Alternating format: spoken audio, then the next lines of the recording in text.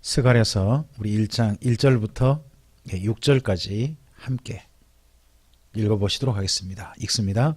다리오 왕 제2년 8째 달에 여호와의 말씀이 이또의 손자 베레갸의 아들 선지자 스갈에게 임하니라. 이르시되 여호와가 너희의 조상들에게 심히 진노하였느니라. 그러므로 너는 그들에게 말하기를 만군의 여호와께서 이처럼 이르시되 너희는 내게로 돌아오라. 만군의 여호와의 말이니라. 그리하면 내가 너희에게로 돌아가리라. 만군의 여호와의 말이니라. 너희 조상들을 본받지 말라. 옛적 선지자들이 그들에게 외쳐 이르되 만군의 여호와께서 이같이 말씀하시기를 너희가 악한 길 악한 행위를 떠나서 돌아오라 하셨다 하나 그들이 듣지 아니하고 내게 귀를 기울이지 아니하였느니라. 여호와의 말이니라. 너희 조상들이 어디 있느냐? 또 선지자들이 영원히 살겠느냐? 내가 나의 종 선지자들에게 명령한 내 말과 내 법도들이 어찌 너희 조상들에게 임하지 아니하였느냐?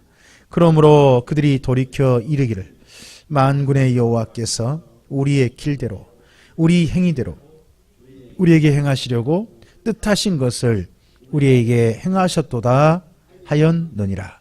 아멘. 스가랴라는 분은 손자죠. 이분이 일부러 자기 할아버지를 소개합니다. 이또란 분을 소개하고 있고, 그 다음에 1절에 보시면 그가 말씀을 전함받는 날짜를 기억하고 있습니다. 다리오 왕 2년 8째 달이죠. 학개서하고 비교를 해보셔야 됩니다. 학개서는 6월 1일 날 말씀을 전하세요. 6월 1일 날. 이분은 적어도 두 달 후에 등장을 해요.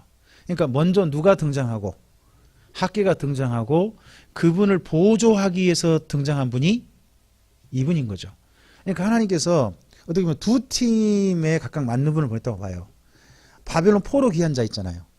포로 귀한 자들을 가장 설득할 수 있는 분은 누굴까요? 학개 같아요. 학개란 분이 민족의 어르신이시고 그분은 또 수룹바벨이라든지 여호수아도 부를 만큼 권위 있는 분이죠.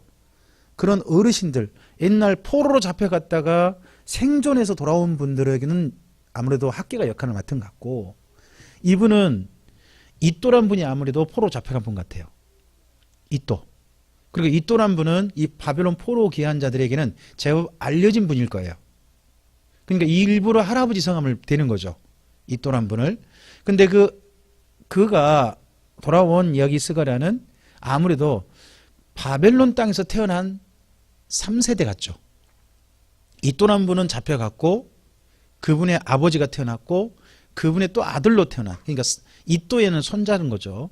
그렇게 해서 돌아온 분이 스가랴 같은데, 이 스가랴는 학개에 나중에 등장해서 어르신이 하신 말씀을 도울 뿐만 아니라 또한 젊은 세대들에게 바벨론 땅에서 태어나신 분들 있잖아요.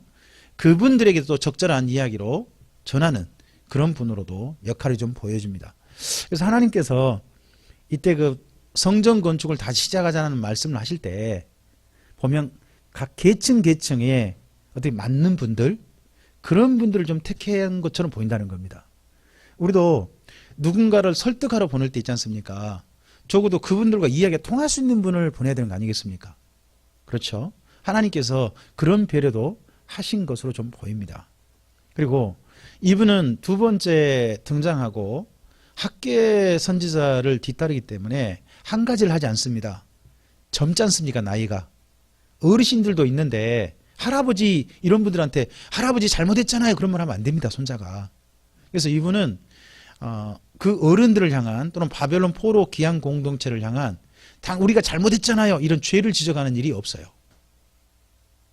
그래서 선지서 가운데 죄를 책망하는 내용이 없는 선지서 2권 중에 한 권이에요. 한 권은 전에 한 권이 있었죠. 뭐가 있었죠? 요엘서가 있었죠. 요엘은 미리 한 방 얻어맞았으니까 없었던 거고, 이분은 젊으니까 없는 거죠. 그래서 너무 나이가 어린 사람은요, 어른들의 잘못에 대해서 이러쿵저러쿵 함부로 막 이야기하는 건 별로 좀 안 좋다고 생각합니다. 이런 성경 말씀에 이제 신뢰를 들어서 제가 보기에는. 그리고 이분은 대신에 이제 뭘 하냐 그러면 그 자기 할아버지들의 경험 있죠. 할아버지들의 경험을 가지고 조금 그냥 첫 마디 넘어갑니다. 먼저 2절부터 이제 보면 너희 조상들에게 심히 진노했다고 그러죠. 하나님께서. 이 조상들은 망하기 전일 겁니다. 남유다가 망하기 전 그 조상들이죠. 그 조상들의 행동이 어디까지예요? 거기가 4절까지죠. 말 안 들었다는 거죠. 하나님이 보냈는데 그들은 말 안 들었다는 겁니다. 그런데 선지자들의 보냄을 받고 또 하나님의 명령하신 말을 귀를 기울인 분들이 있어요. 그런 분들이 누구냐 그러면 바벨론 포로 귀환 공동체예요. 그래서 거기 6절 뒤를 보세요. 그러므로 있죠. 중간 정도에 그러므로 그들이 뭐 했어요? 돌이켰어요. 앞서서는 돌이키지 않는 자가 나오고요. 여기 6절에는 돌이킨 자가 나와요. 조상들 중에 돌이키지 않았던 이들은 망하기 전 사람들인 거고, 그렇죠? 여기 돌이킨 분들은 바벨론 포로 귀환 공동체인 거죠. 그래서 여기 두 번째 6절에 나오는 그들이라고 우리가 뭐 굳이 이제 설명을 붙인다면 바벨론 포로 귀환 자들 뭐 이렇게 바벨론 포로들 이렇게 말할 수도 있겠죠. 그들이 돌이켜 이르기를 뭐라고 합니까? 만군의 여호와께서 우리 길대로 우리 행위대로 우리에게 행하시려고 뜻하신 것을 우리에게 행하셨도다.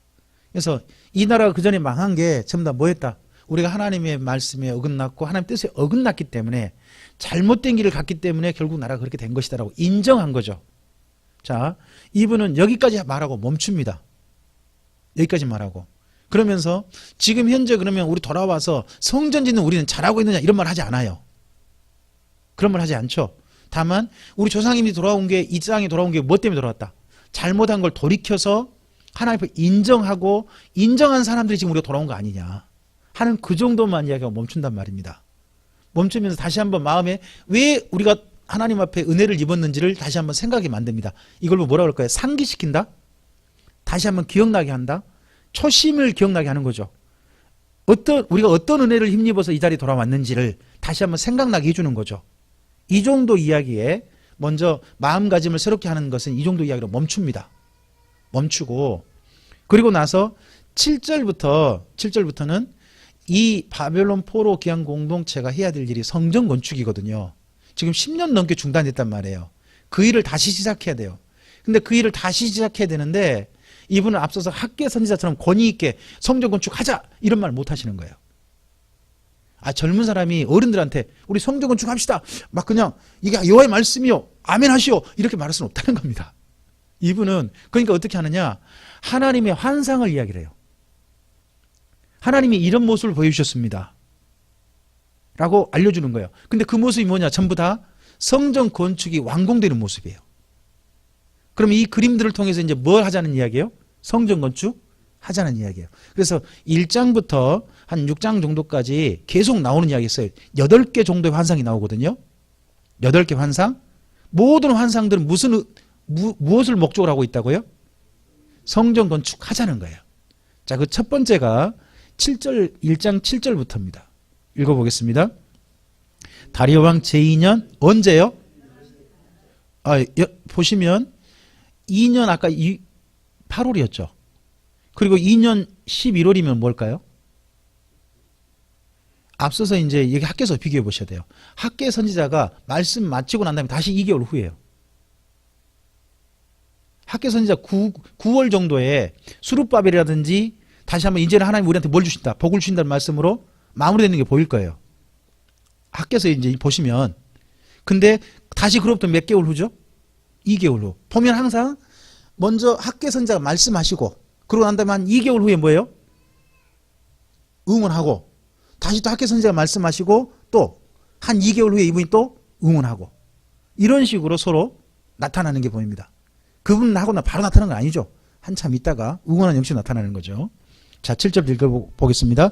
다리오 왕 제2년 11째 달 곧 스바돌 24일에 이또의 손자 베레가의 아들 선지자 스가랴에게 여호와의 말씀이 임하니라.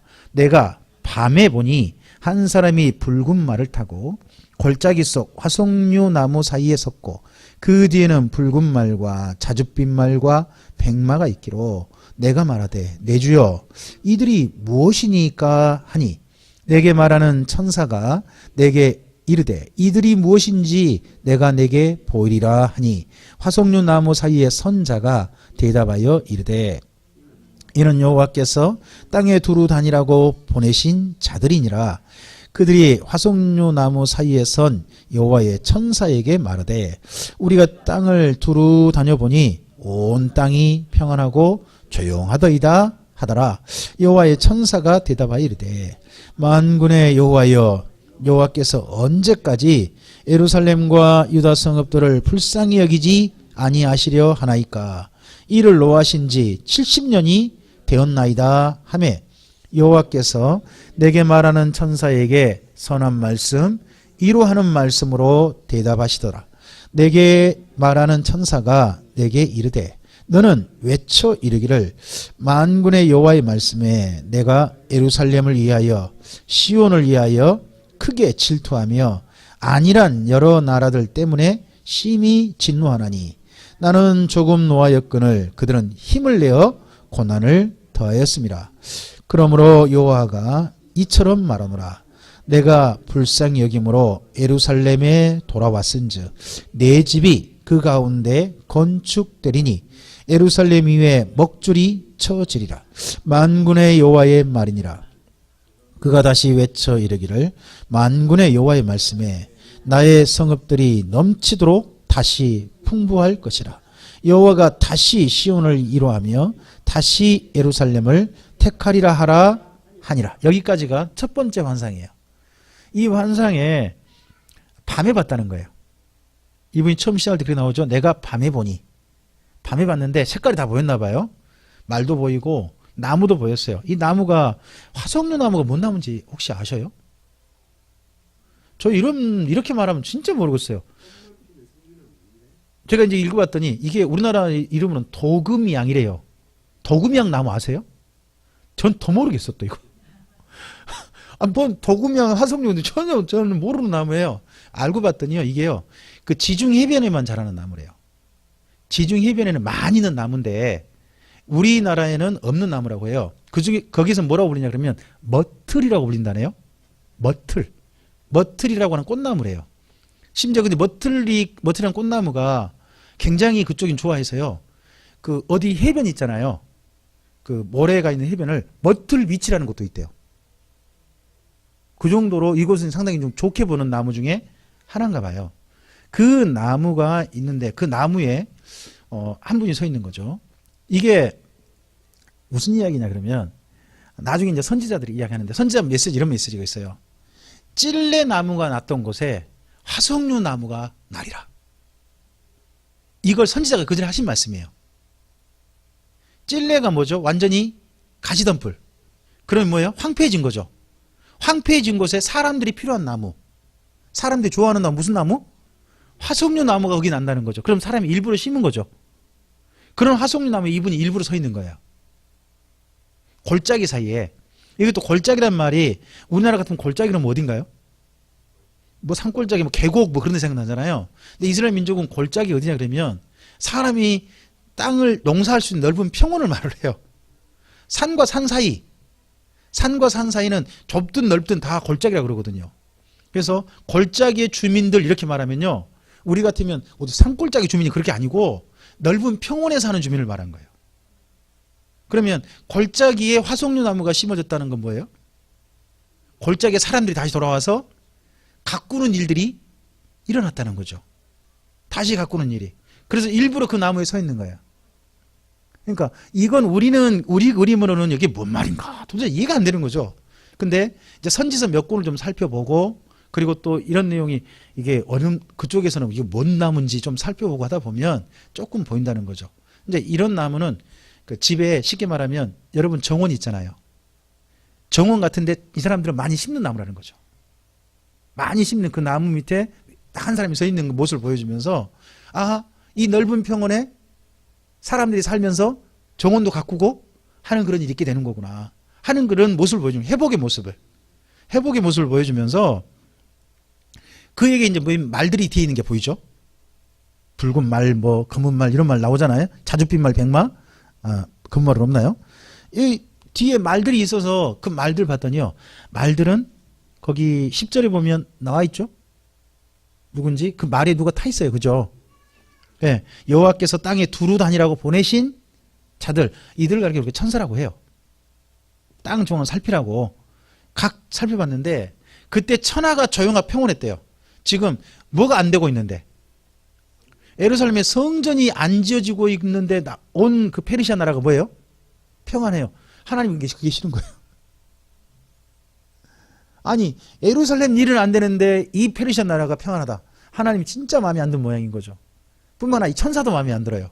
그래서 천사가 하나님께, 아니 지금 70년 이미 찼습니다. 근데 이거 일은 안 되고 이렇게 시간만 가고 하면 어떻게 됩니까? 하나님께 말씀드렸더니, 거기 12절에 어떤 말씀드린 게 나오죠? 그랬더니 13절에 하나님께서 그 말하는 천사에게 뭘 위로하는 말씀을 하시다는 겁니다. 그 뭐예요? 예루살렘을 위해서 다시 어떻게 하겠다, 좀 내가 일 좀 하겠다 하는데, 그 일하는 게 뭐냐 그러면요, 이 페르시아 나라를 격동시키는 거예요. 그동안 평안했던 이 나라를 격동시키겠다는 거예요. 자, 격동되면 어떻게 될까요? 이 격동된 게 뭐냐 그러면 그리스와의 전쟁이에요. 사실은요, 그리스의 전쟁이에요. 그러면 나라가 이 전쟁하는데 온 힘을 모으고 마음을 모아요. 그럼 어디를 별로, 예루살렘 성전 건축하는 데는 그냥 놔둬. 그냥 뭐 그런 거 가지고 신경을 써. 되도록 여기 힘 모아야 되니까 그런 거 있잖아요.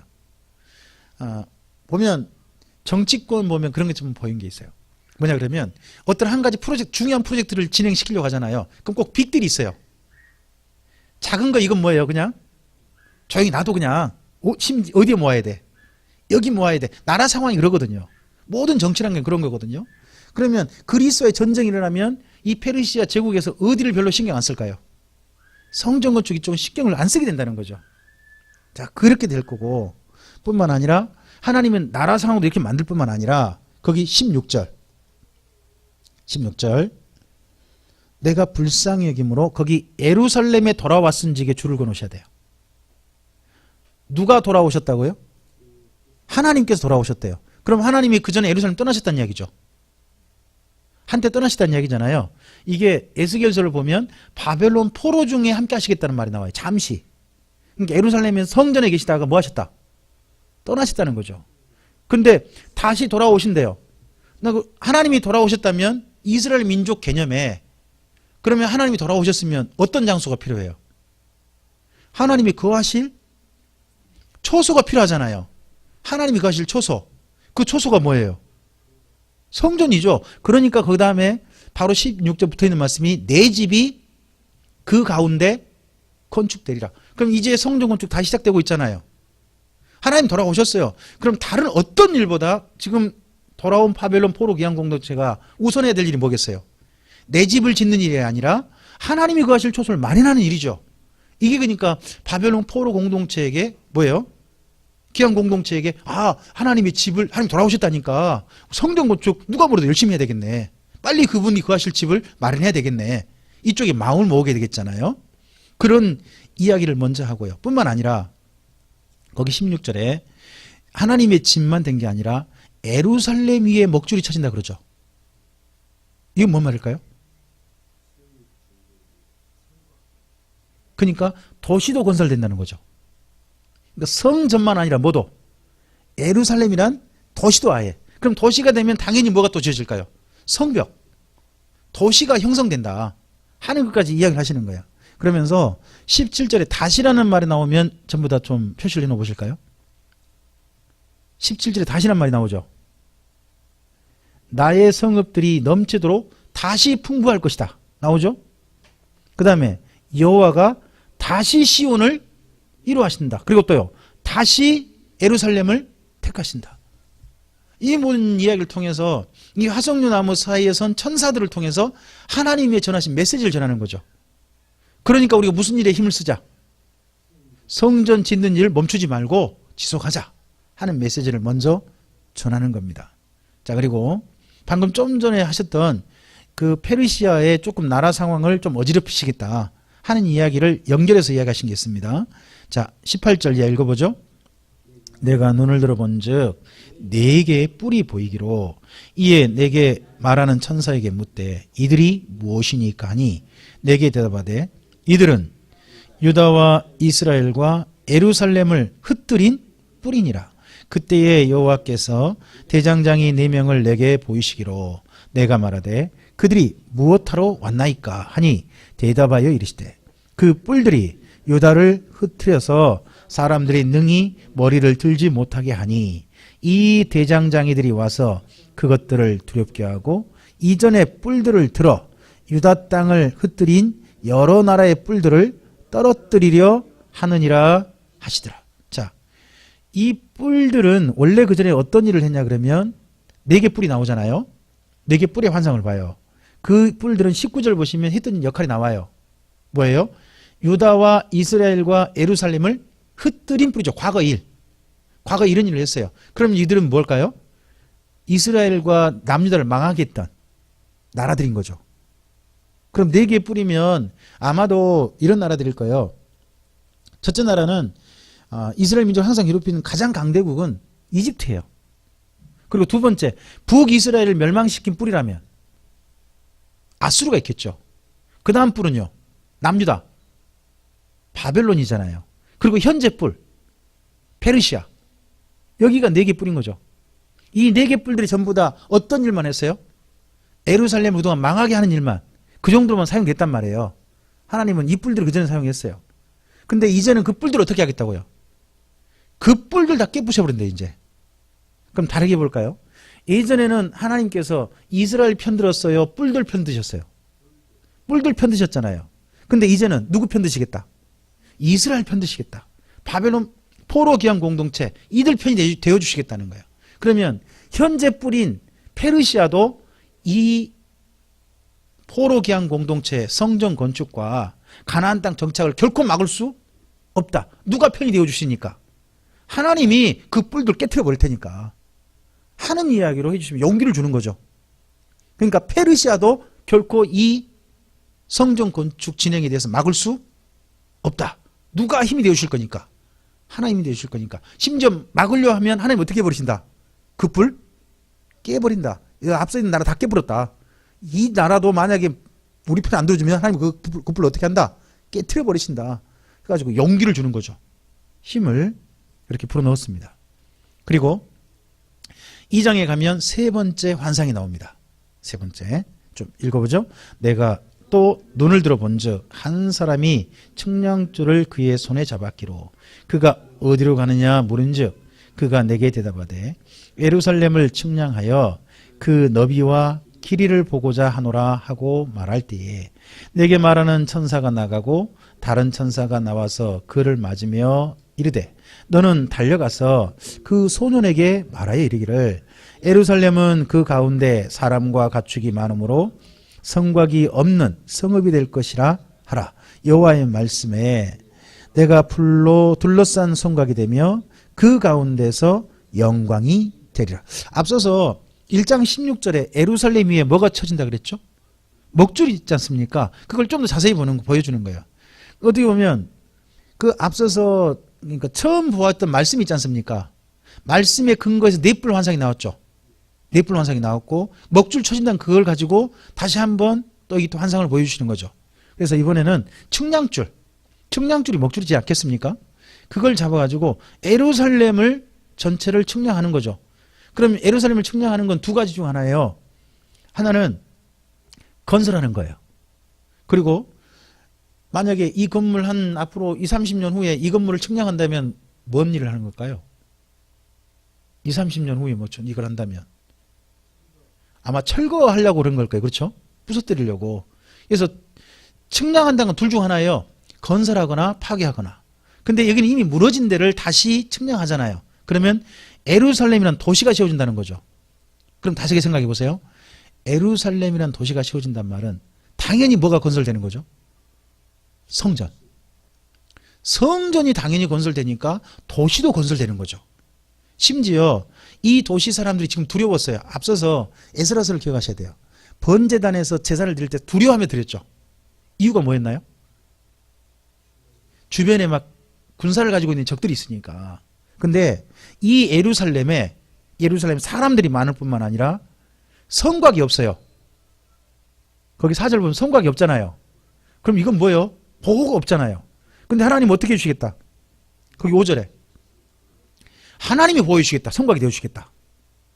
하나님이 불러서 이겨주시겠다. 그럼 이건 이스라엘 민족은요, 딱 한 가지 떠올라요. 도단성의 엘리야.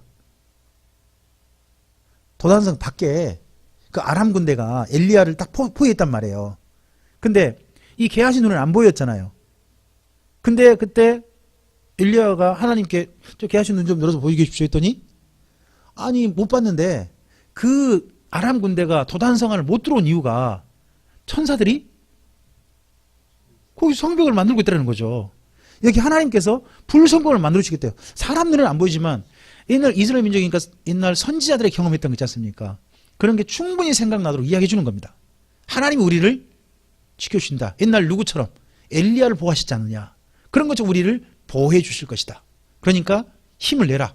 용기를 내라. 주변 적들 무서워하지 말고 성전 건축하자 하는 그런 메시지로 알리는 거죠. 뿐만 아니라 현재 여기 있는 바벨론 포로 기한 공동체가 힘을 내서 성전 건축해야 될 뿐만 아니고 이 도시가 앞으로 확장되려면요, 사람이 유입돼야 되지 않겠습니까?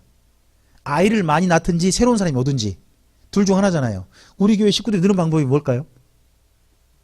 둘 중 하나밖에 없어요. 얘들을 많이 낳든지 아니면 새로 유입되든 둘 중 하나인 거잖아요. 그러면 얘들을 많이 낳는 건 당연히 막 해야 될 일이지만 또 뭐가 유입돼야 되잖아요. 그래서 6절 이하가 있는 거예요. 이 도시가 커져야 되니까 새로운 사람들 오라고 하는 거예요. 읽어보죠. 오호나 너희는 북방 땅에서 도피할지어다. 여호와의 말씀이니라. 이는 내가 너희를 하늘 사방에 바람같이 흩어지게 하였음이니라. 여호와의 말씀이니라.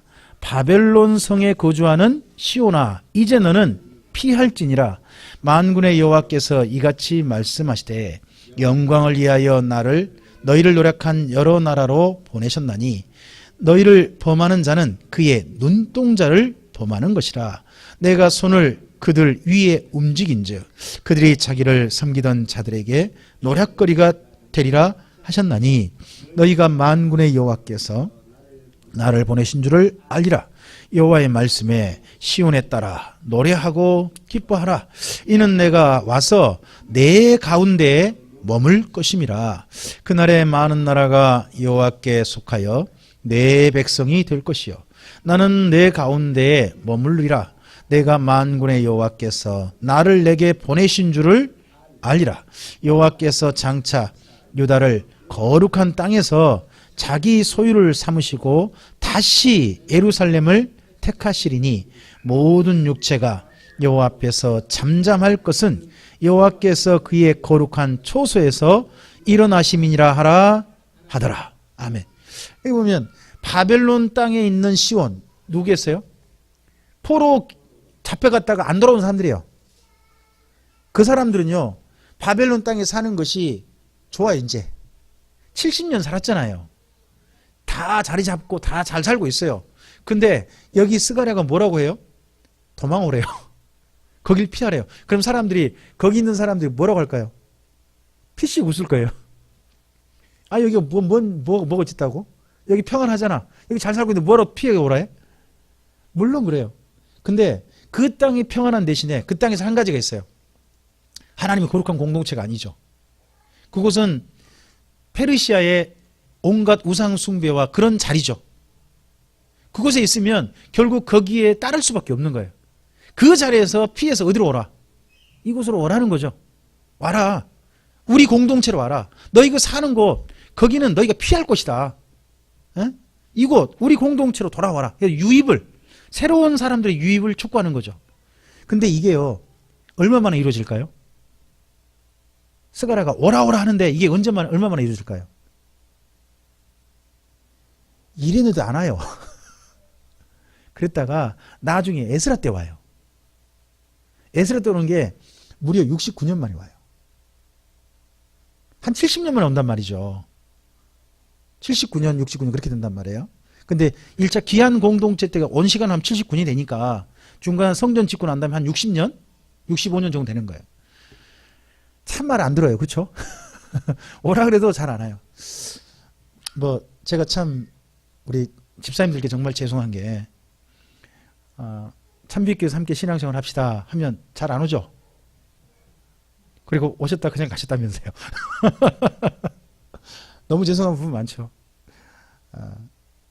아마 이때 바벨론 포로 잡혀갔다가 바벨론 땅에 살고 있는 사람들도 아무래도 여기가 더 낫지 그게 더 낫겠어? 그런 생각들일 거예요 다. 근데 그런 생각에서 어떻게 보면 벗어난 사람이 있는 거죠. 근데 그런 사람이 나타나기까지는 앞으로도 시간 많이 걸리는 거예요. 무려 60년 넘게. 에스라가 등장해야 그 다음 돌아오는 거예요. 이게 참 쉽지 않은 것 같아요. 사람 한번 생활에 젖어들면 쉽지는 않은 것 같습니다. 근데 어쨌든지 오라는 겁니다. 오라뿐만 아니라 하나님께서 이렇게 돌아온 사람들은요, 하나님이 눈동자처럼 지키시겠다는 겁니다. 이들을 건들면 뭘 건든 거다? 하나님 눈동자를 건드는 거 똑같다. 그거 가만 두겠냐? 그 정도로 지키신다. 자, 뿐만 아니라 하나님께서 돌아오실 거니까 거기 10절을 뭐라고 합니까? 여호와의 말씀에 시온에 따라 노래하고, 시온이 예루살렘이죠. 예루살렘에 사는 여인들이여 노래하고 기뻐하라. 이는 내가 와서 내 가운데 머물 것이다. 하나님께서 이곳에 머문답니다. 머물려면 머물 장소가 필요하죠. 뭐? 성전. 계속해서 지금 무슨 메시지를 전하고 있습니까? 성전 건축된다는 메시지를 전하고 있는 겁니다. 하나님의 성전이 지어진다. 그리고 뿐만 아니라 돌아와서 주변 나라들도 하나님을 섬기게 되게 될 것이다. 한 위대한 꿈을 얘기하는 거죠. 이 꿈이 어디 있었죠? 그게 출애굽기 19장 5절 6절이란 말이에요. 제사장 나라. 다시 한번 바벨론 포로 기한 공동체에게 맨 처음 시내산 언약 맺었을 때, 가나안 땅을 이스라엘 민족이 정착시켰을 때 하나님이 꾸셨던 꿈, 기대하셨던 이야기를 다시 이들에게 이야기하시는 거예요. 자, 그러시면서 12절 다시란 말 나왔죠. 12절에 다시 표시해 놓으셔야죠. 앞서서 다시가 나왔었잖아요. 다시 예루살렘을 택하시고 자기 소유를 삼으실 거라는 거죠. 거기 12절에 장차 유다를 거룩한 땅에서 자기 소유를 삼으시고, 이게 출애굽기 19장 5절이잖아요. 6절에 하나님의 소유를 삼으시겠다. 소유를 삼으시겠다. 뿐만 아니라 하나님은 그곳에서 이제 예루살렘에 거하실 것이다. 13절, 그래서 어떻게 합니까?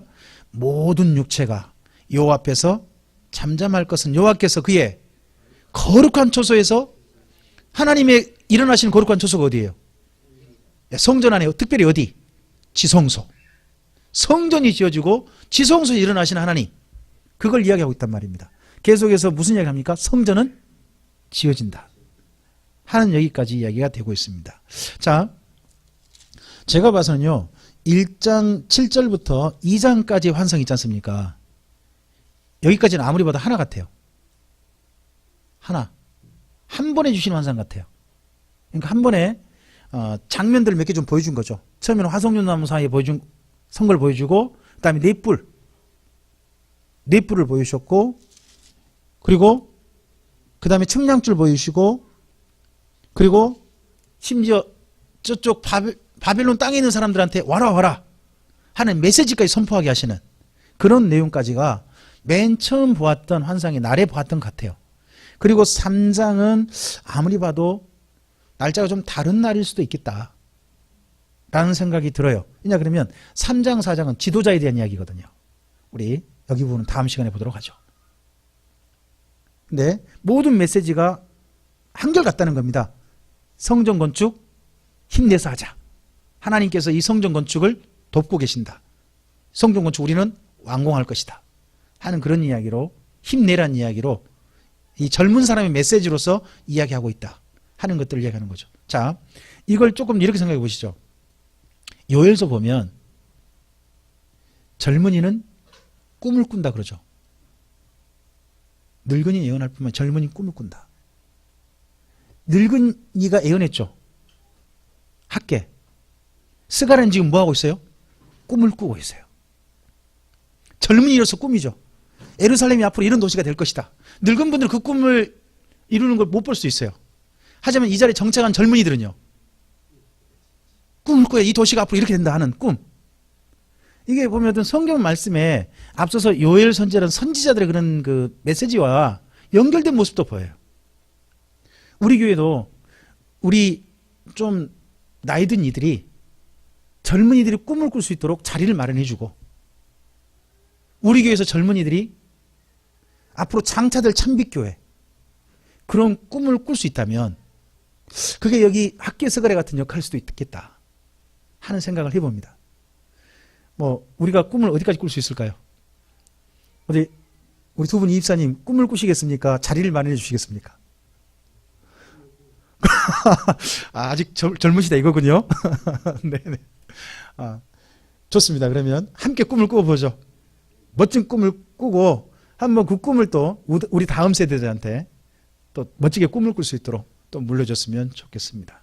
이런 모습들이 우리에게 모범이 되어져서 우리의 삶을 이 땅 가운데서 지금 현 시점에서 살게 하신 하나님의 뜻 또한 이해할 수 있는 우리가 되기를 소원합니다. 기도하겠습니다. 주님 감사합니다. 함께 주의 말씀을 드리겠습니다. 이 말씀들이 우리로 하여금 주님 안에서 현재 이런 하나님의 말씀을 대하면서 살게 하신 까닭까지 이해할 수 있는 자리로 우리를 인도해 주시옵소서. 학계 선지자와 스가랴 선지자가 서로 힘을 합쳐서 하나님의 선하신 메시지를 이스라엘 민족에게, 바빌론 포로 귀환 공동체에게 전달하고 있고, 이 두 사람의 메시지가 합력하여서 선을 이루는 모습을 봅니다. 연세 많은 분으로서 정말 권위 있는 권면이 모든 사람들의 마음을 일깨우고 각성하게 할 뿐만 아니라 젊은 스가랴가 나와서 그 젊은이들로 하여금 가슴 두근거리게 하는 꿈을 꾸게 하고 있습니다. 우리 참빛교회가 바로 이런 교회요, 이런 하나님의 역사가 일어나는 현장이기를 소원합니다. 주님의 선하신 일들이 우리 참빛교회 가운데도 앞으로 일어날 수 있도록 주의 도우심과 말씀에 따른 아름다운 그 말씀에 합력하고 동역하는 이들이 나타나는 참빛교회이게 하옵소서. 주님의 선하신 역사를 소원하오며 예수님 이름으로 기도합니다. 아멘.